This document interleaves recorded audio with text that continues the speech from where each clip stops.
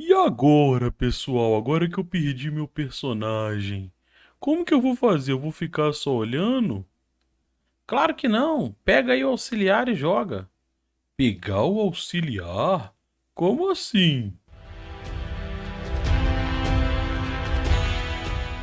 Salve aventureira, salve aventureiro, bom dia. Eu sou o Kiral e hoje eu peguei aqui algumas artes do grande Carlos Castilho, o Castilhão que joga na minha mesa. E ele fez essas artes, gente boa demais, e olha que artes sensacionais de auxiliares.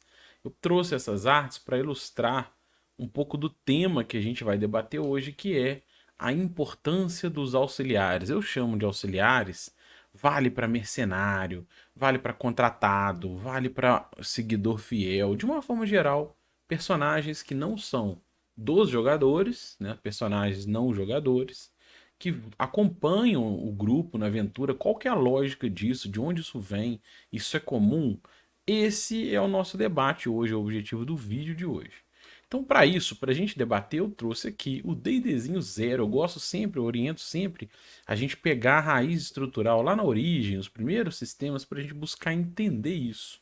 E se a gente pegar lá no D&Dzinho original, ó, você vai ver ali que ele tem uma regra de lealdade dos personagens não jogadores que podem incluir criaturas, né, incluir monstros. Então ele fala humanoides, os povos anões, os povos élficos, eles podem também servir como o que ele chama de retainer, né, que são esses auxiliares. E essa regra lá estruturada no D&Dzinho Zero, ela é uma regra em cima do carisma, né, do atributo carisma. E aí o atributo carisma interfere no teste de moral desses personagens não jogadores, desses auxiliares, que podem desertar em momentos de risco. E aí eu te pergunto, por que será que o D&Dzinho Zero aborda isso? Né? Por que que existe muito essa pegada de personagens não jogadores acompanhando o grupo dos personagens?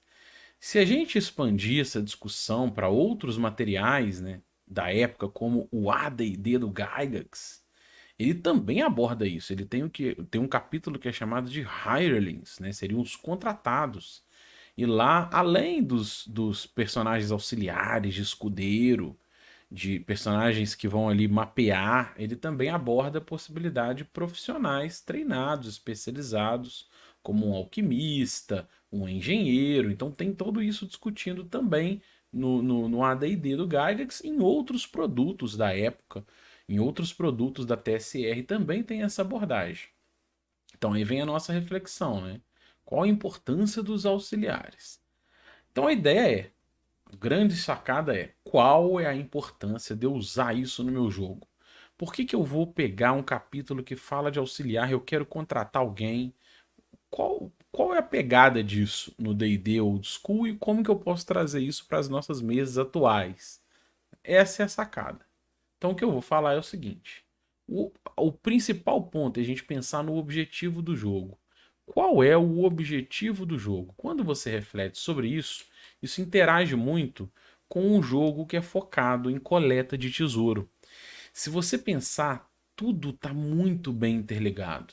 Se seu objetivo é a experiência por ouro, se você vai interpretar personagens que são párias da sociedade, que estão ali naquela região, porque ele é um bastardo, porque ela é uma pirata, porque ela é uma ladina, porque ela foi injustamente julgada, porque ele é um órfão.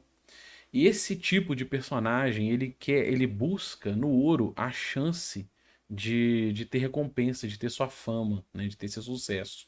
Ele não tem laços familiares, sangue nobre, ele não é herdeiro de nada. Então ele vai nos limites da civilização, nos ermos e nas veias da terra arriscar, apostar a própria vida em busca de tesouro. Quando isso está muito bem entendido, está muito claro, a gente entende que carregar tesouro faz parte de você evoluir como personagem, porque você quer carregar esse tesouro que está interligado à experiência que você vai ganhar, à fama que você vai ganhar com isso.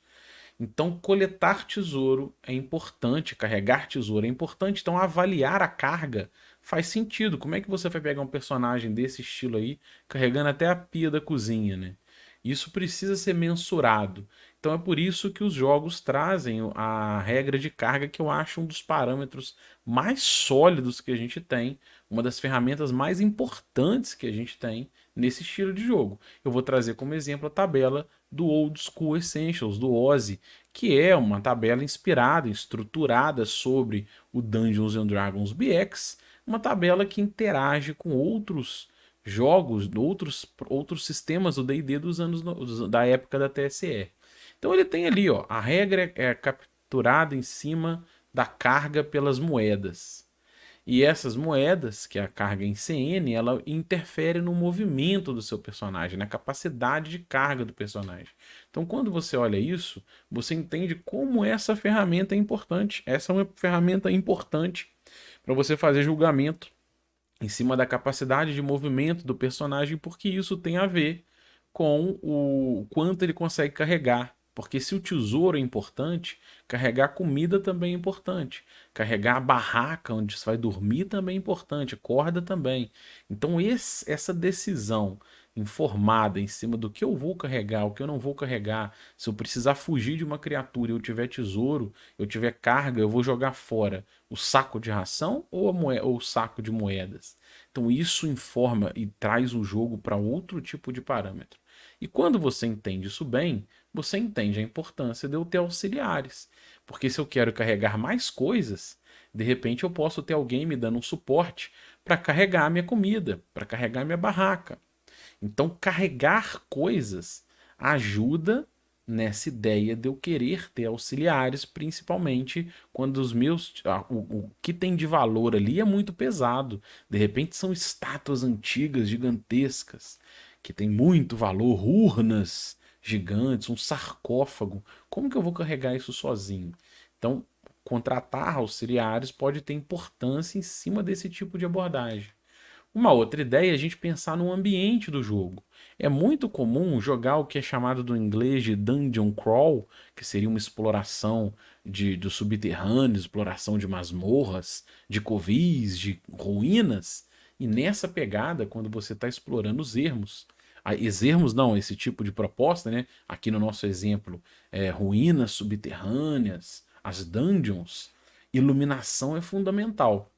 Então, nesse ambiente, às vezes você não ter iluminação adequada pode ser a diferença entre a vida e a morte.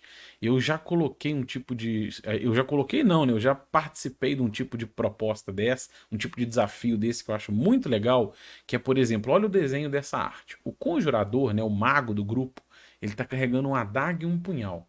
Mas para poder fazer a conjuração da sua magia, que tem um custo de uma rodada, ele precisa das duas mãos livres para poder distorcer. Já falei aqui no vídeo sobre magia vanciana, conseguir traduzir essa força de outro plano, de outras eras, dar esse clique para converter isso em magia. Então ele precisa de gesticular as duas mãos, ele está carregando uma tocha.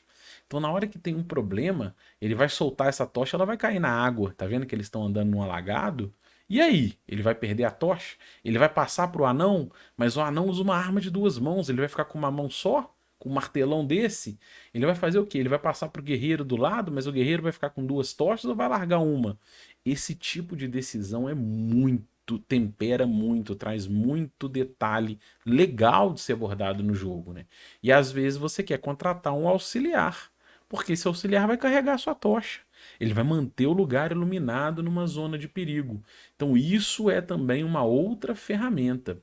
Aqui eu peguei o exemplo de uma arte do Barrel Maze, que eu já apresentei inclusive uma resenha dele. Olha o mapa do Barrel Maze. Se você pensar no ambiente do jogo, andar nesse tipo de mapa faz parte do desafio. E você ter rotas de fuga, conhecer o local onde você está explorando e mapeá-lo, às vezes a missão é mapear o lugar. Ou às vezes você quer mapear o lugar porque você quer ter uma segurança, um entendimento na hora de voltar. E aí, mas quem está mapeando não é o jogador, é o personagem. Ele precisa estar mapeando. Então a ação de mapear é também uma função que você pode fazer no jogo. E às vezes você contrata um cara para mapear. E esse cara tá ali ajudando a mapear você, ajudando que você faça esse mapeamento para que a atenção esteja concentrada do seu personagem nos perigos que estão em volta. Então você precisa de um cara com atenção concentrada para mapear. Então esses são alguns exemplos, né? Um outro exemplo que eu vou dar é de interação social. Os auxiliares, eles são uma ferramenta riquíssima para gerar interação social. Eu trouxe aqui o mapa de Phandalin, que é até um mapa de Dungeons and Dragons quinta edição, mas eu usei essa proposta desse vilarejo numa aventura de old school, com a Rule Cyclopedia. Só usei a ideia do vilarejo. Peguei o vilarejo, eu tenho o material aqui do Phandalin. Dentro dessa pegada, o ferreiro desse vilarejo, ele tinha 3 sobrinhos, eram os 3 anões. Esses 3 anões não eram personagens, jogadores, não tinham nível de classe. Eles eram nível 0, jovens anões. E eles eram opções de auxiliares para acompanhar o grupo.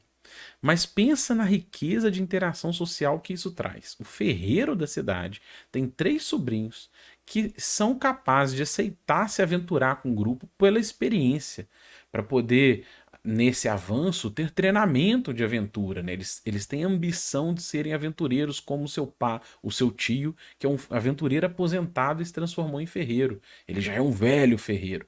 E esses 3 sobrinhos são possibilidades de auxiliares. Mas se eles morrem, como que o grupo vai reportar isso ao tio, né? Essa interação é muito importante. Se eles se perdem, então ultrapassa muito a ideia banal, que é ter um cara ali, um saco de batata. Na verdade, não, eles são pessoas desse pequeno vilarejo, as pessoas conhecem eles. Então isso traz mais um desafio para o grupo, né? O filho do barão era um jovem interessado em magia. Então ele era um jovem que não dominava a magia, mas extremamente interessado. E aí o barão oferece uma missão para o grupo e oferece que o filho dele acompanhe o grupo treinando feitiços com o mago do grupo. E aí ele vai acompanhar o mago, ele pode carregar a tocha, como ele é uma pessoa erudita, ele pode fazer os mapas da região, tanto os mapas dos ermos num hex crawl, quanto os mapas da dungeon num dungeon crawl, né? Explorando dungeons, explorando regiões ermas. Ele pode ser esse suporte. Você vai ganhar muito com o barão se esse mago tiver sucesso. Mas se ele não tiver sucesso, se ele se perder, se ele for morto, que tipo de consequência isso pode trazer? Então, como você pode usar os auxiliares com uma riqueza de interação social muito forte, de causa e consequência no jogo, né? Então, isso é muito legal. E um outro ponto também é o caso da letalidade. A gente tem que lembrar que a principal aposta dos personagens é a própria vida. Então pode acontecer de uma abordagem ruim, ou no momento de azar ele perca a própria vida. E a vida do seu personagem, quando se vai, abre um momento para você fazer, como eu dei o exemplo lá no começo do vídeo, né? Já foi abordado no começo do vídeo, o auxiliar pode ser o seu próximo personagem. Isso é muito comum também. Às vezes já está ali, né? Você é um personagem guerreiro, você tem um escudeiro que está te acompanhando, você é um guerreiro nível 2 ou 3, tem um escudeirinho ali que é um auxiliar. Está ali para carregar seus equipamentos, para montar seu cavalo, de repente para ficar no acampamento na hora que você vai na dungeon, mas para segurar o seu cavalo, segurar comida. E aí perde o personagem. Já tá na mão a oportunidade de você fazer um guerreiro nível 1 de repente e assumir aquele escudeiro. Então é isso. Essa é a ideia desse vídeo. Muita gente pergunta, né, qual a importância dos auxiliares.